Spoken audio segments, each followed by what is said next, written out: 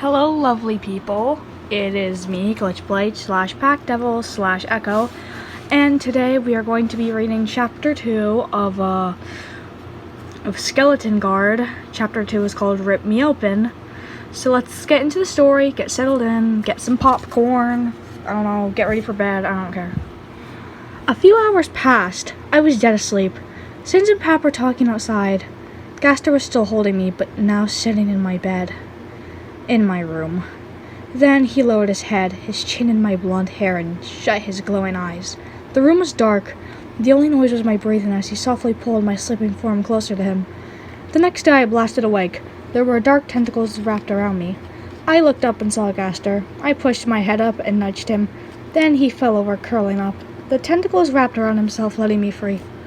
I grabbed my fluffy dark purple blanket from the floor next to my cat Wiz's bed, then pulled it over him, and left the room. I see Sans on the couch, and Papyrus watching a video that was playing from last night. Papyrus looks way more shaken than ever, and says, "Sorry, Sans fell asleep, and..." I cut in. "Hey, it's fine, just go to bed. I have a spare room for you." I softly pick up Sans and take him and Papyrus to a room. "Here." I point at a king-sized bed. Papyrus instantly looks excited, but exhausted, and hops on. I put Sans down, putting the blanket on him, then leave. I sit on my couch and stare at my phone after a while. I hear slithering. I shake it off as the wind, but then I feel a melty hand. I quickly turn. It's just Gaster. He blinks, smiling like a silly frog.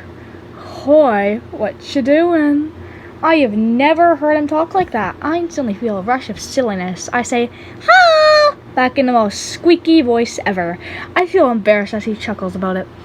"What was that?" he says in a calm tone. I get up and shove a soul at him. "Shut up!" He smirks as he absorbs it. "Resorting to bribery?" I pout, still embarrassed. "No?" He slides up the back of the couch, then falls onto my lap. I feel my face turn red. I shake it off and glare. "Hey! You have any self-respect?" The black energy around him goes faint. He seems to be thinking. Nah. I feel my blood go hot and my stomach fill with butterflies. That asshole! I stare into his big hollow eyes and sigh. "You're a grown man. Why do you act like this?" Papyrus rushes on Dragon Sans, who is barely awake. "We are ready to serve you, princess!" He bows and drops Sans by accident. At least he's normal again. After Gaster tried to kill my dad. I don't even know if my dad's still alive. What if he bled to death? I get up. Gaster falls onto the floor with a thud. "We're going." I throw armor at Sans and Papyrus. They put it on. Sans, of course, puts his blue coat over it. "Can you guys make swords?" My voice is flat. Sans creates his black and white and blue Gaster Blaster sword thing. It looks fucking epic. Papyrus makes this completely orange rapier sword with a faded glowing bone imprinted in it. Gaster gets up as they start leaving and follows quickly. "Hey, why don't I get any?" They travel to this town. People glare, some run, other mothers hide their children, and shepherds draw pitchforks. Papyrus clings on to me as we walk down the dirt road and whispers, "Are you sure this is a good idea? You haven't told us where we're going." I shush him and keep walking. Abruptly, a man with long, graying purple hair and a small beard walks up towards us.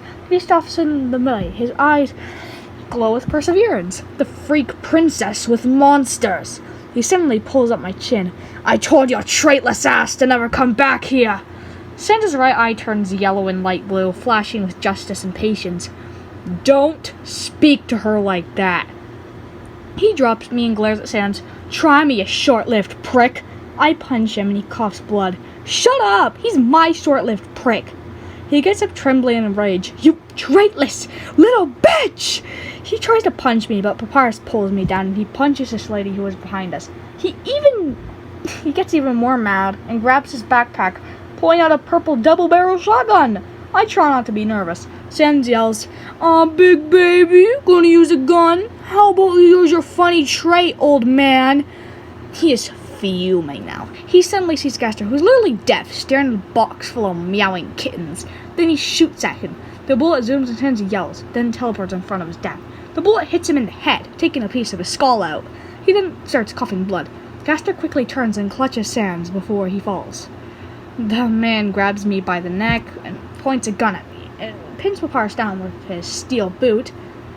Come closer, I'll kill the girl and crush this dumb monster's ribs.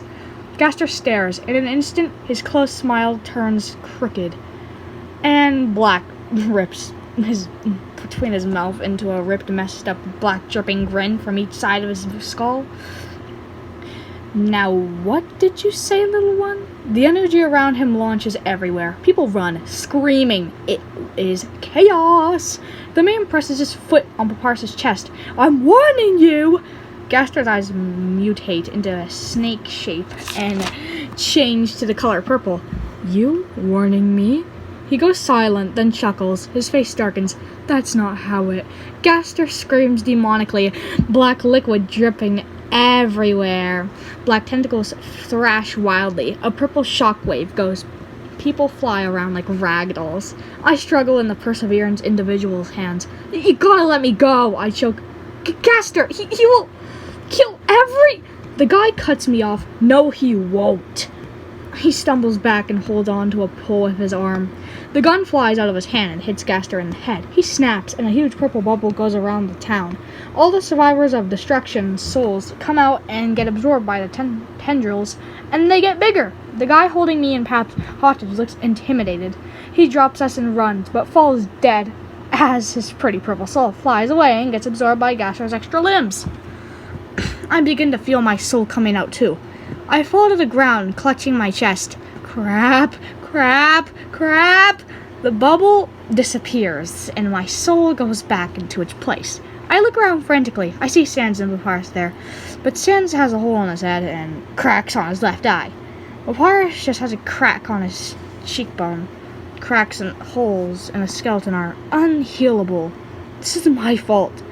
I realize something, and I glance weakly to see if Gaster's okay. He's standing there breathing heavily. He slowly goes back to normal, then collapses. I'm too tired to get up. I just stare at the mess Gaster made. No, the mess I made. It's not his fault. It's not his fault. I should have listened. Wait, I remember my dad and just jolt up. I zoom to Sans and Papyrus. Papyrus is crying. He's traumatized again. I'm a bad friend. Sans rubs his brother's back. Hey bro, everything will be okay. I'm okay, it's just a scar. Papyrus insistently hugs Sans, weeping. Don't do that again! His eyes glow with bravery. Sans' breath suddenly hitches and he covers his mouth. His pupils shrink into tiny white, weakly glowing dots. I follow his gaze. His eyes lands on Gaster, fainted and barely breathing. Sans lets out a malfunctioning screech as tears fall from his eyes. He lunges at his dad's body and pulls him close, crying. All I can do is cover Papyrus's eyes. He doesn't deserve to see this. Sans picks up Gaster, then stares at me madly. Why did you bring us out here? Papyrus looks up, nodding. Yeah. I go quiet. Sans pulls me and Papyrus into a hug. I'm sorry. I forgot I'm a bodyguard now. Papyrus also hugged me. I sigh. Well, I wanted to look for my dad because of what happened last night. I look at them. His work is experimenting on kindness souls so we could get Gaster some. It would heal him, right? Sans nods. Yeah, but that kindness trait heals people, so I guess it could work. Well, everyone, that is the end of chapter 2. Have a good night or day. Bye-bye!